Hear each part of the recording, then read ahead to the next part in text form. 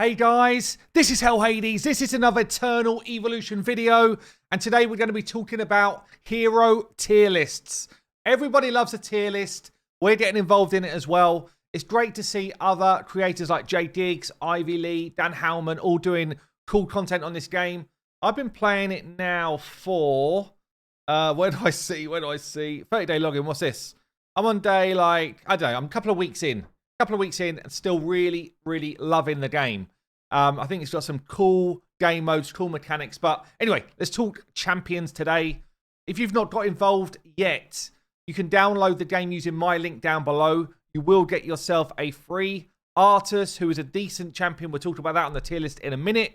A decent champion, but not top tier. He's like a bruiser. And you'll also get yourself an additional couple of summons and some diamonds and other juicy stuff as well.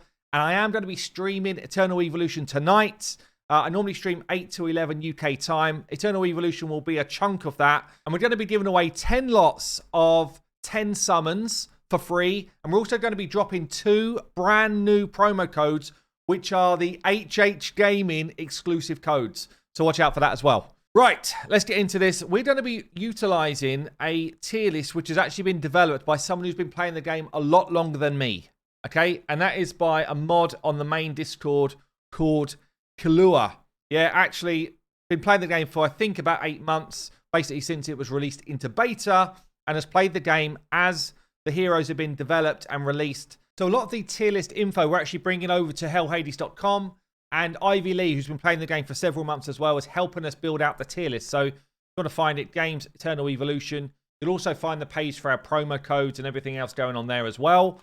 But yeah, you basically get to this point where you can click into any of the heroes, go back a section here, click into any of the sections, then into the hero that you want to see, and basically it's going to give you a kind of breakdown of that hero. So, you know, where are they strong? Not just their overall rating, but where are they going to be utilized? A few lines about what they can do. You can check through their different abilities and how they operate, and then just a couple of lines around how we would suggest you go about building them out. So thanks again to Ivy Lee, who's got more experience than I have in this game right now. So she's really kind of helping us with her expertise to make sure that this is really strong and people can come and, yeah, rely on it. Right, let's get into the tier list then. And this is up to date as of a couple of days ago when we had a new hero released. It's worth saying the game's still new. Yeah, so Killua's been playing the game for a while and has got a really good grasp of the game. But there's probably not been enough players yet to really theory craft around builds, around kind of team comps, that type of stuff. Plus the content that we're facing is new as well. So we will find that some of these champions that perhaps are lower tier might start to come up in the future. And I wouldn't suggest you burn champions just yet that are elite as a starter. There are a bunch of champions down the bottom of this tier list, and I will link it down below, that are just fodder. And a good way to tell if they're a fodder champion, you can go into their skills, and if they've got like 2 or 3 skills instead of 4, then you know that they're definitely fine to feed. Yeah, you can feed them and evolve those up to empower the rest of your team. And you can see over time, I've been playing for a couple of weeks, and I've started to get a couple of champions now up to legendary through evolving them, and I'm kind of working my way up. I've got 1 triple S tier, 2 as of the other day. So, you know, that's someone who's been playing free to play for a couple of weeks to that sort of level. Let's go through it then. We've got a bunch of tanks, then we've got damage dealers, then we've got support. This game definitely does have the triple S characters that generally are the legendaries. They generally are the ones to look out for. However, a fully evolved elite champion can outperform quite comfortably the legendary champions. So a tier list is all well and good, but they're not all equal if you don't have the same evolved status on all of them. As a good example, Emma, who is an absolute beast in this game, probably up there as a top 3 champion in the game.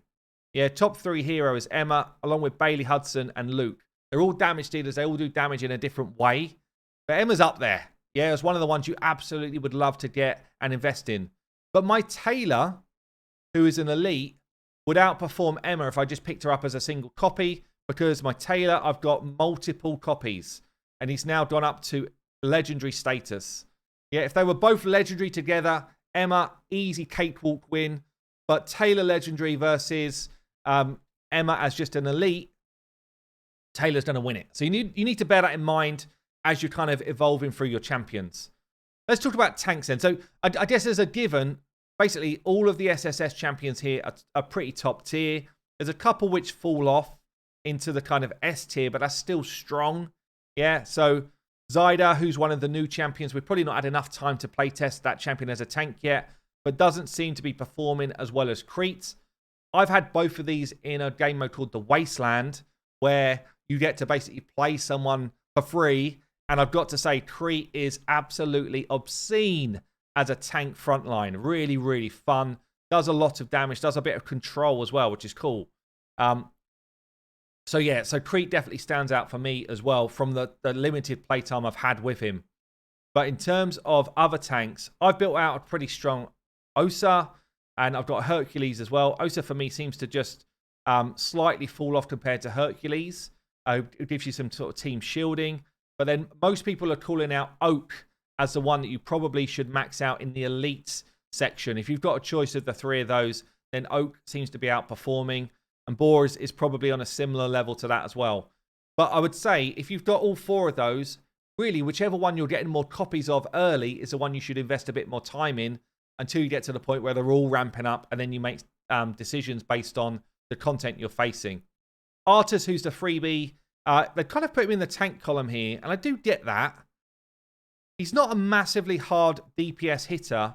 I feel like he's more of a bruiser than a tank now. I feel like he almost fits a dual role.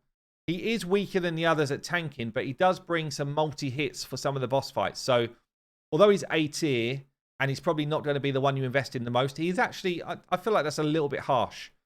Koot is not that great, and Langle sits down there as the weakest of the tanks. Not really worth initial investment. Let's get into DPSs. There's 4 different types. AoE, straight DPS, or single target DPS, I should probably say, assassins, and summoners. There's not many summoners in the game yet, and they are releasing champions or heroes almost every other week. So they're definitely going to start to sort of flood those a bit more, I think. You do need summoners for one of the boss fights. And this is the boss fight, actually, that gives you probably the best overall rewards once you get going on it. So the Ancient Altar, one of the fights is actually for summoners. And I haven't even got a summoner who's kind of leveled out for that fight yet, so I'm useless in that situation.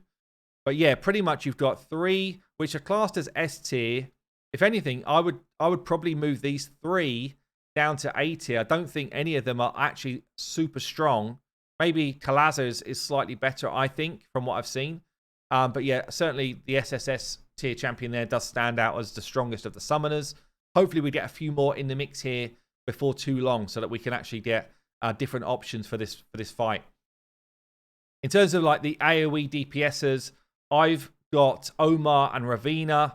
Both of them kind of perform a good level. I think Ravina, for me, because I don't have many copies, I feel like Ravina doesn't quite rival Luke as a standout best, but it almost sits in between the two. I think she definitely steps up a level. And I see a lot of people build out Omar because he's quite easy to get with the early kind of missions and stuff that you can do. So actually, investing in an Omar is not going to be a bad thing in terms of DPS.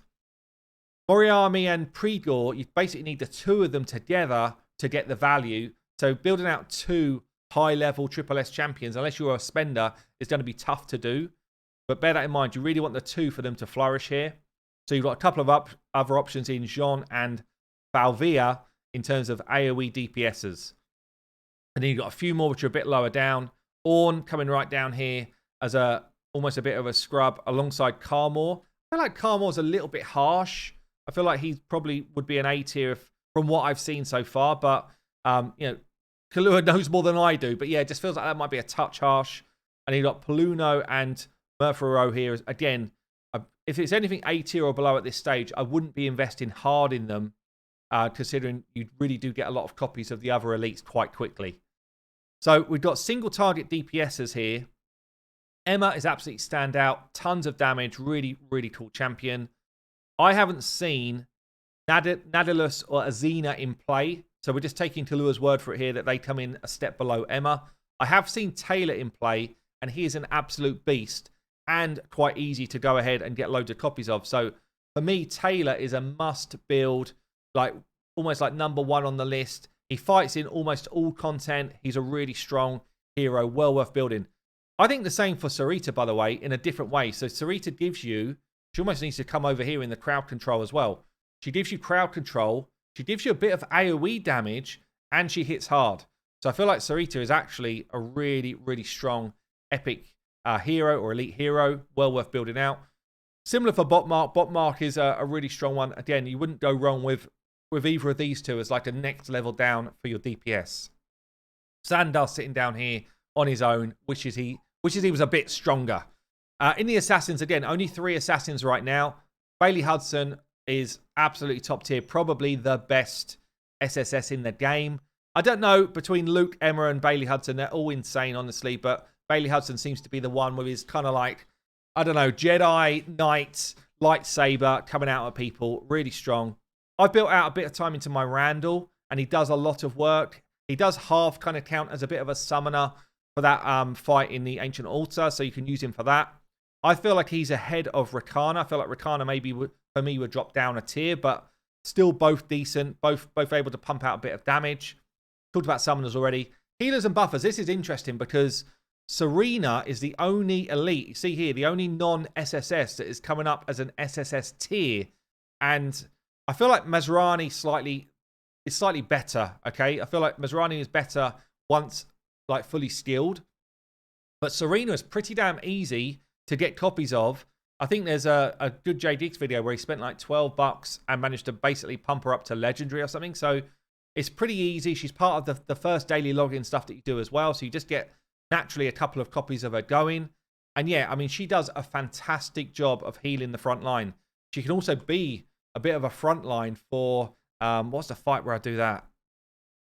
For the guild boss, the guild hunt. She can kind of do the front lining for that as well. So bear that in mind if you're thinking of who should I build out. I've got these two. They're both insane healers. Liran is a bit of a waste of space at the moment. Pretty low tier, I would say. Could even be dropping down into B. And we need in this game perhaps 1 or 2 more healers to be coming up relatively soon. You've then got this kind of almost niche role, really. Crowd control, buffer, debuffer. You've got Rez, Aruda, and Hyupnos. I'm not sure how you say that one. Hyupnos. I've had some experience of Hyupnos, and I think for me, I'd rather have Soretta in the team bringing a bit more damage than just kind of like buffs and debuffs. But yeah, I guess I'm not far enough in the game yet to really having to push these type of roles. So yeah, I don't have a ton of experience here. So again, we'll take Killua's word for it on the kind of rankings. So hopefully that gives you a bit of a steer around where you should be investing your time. But if we're talking non-SSS, Serena, Taylor, Sarita, Oak, and probably Omar would be like my 5 picks that I would absolutely go all in on to try and like boost your account to that next level. But there you go, guys. I've been Hell Hades. Don't forget to download through my link if you want to play the game. I do benefit from that, but you will benefit as well. I'll see you later.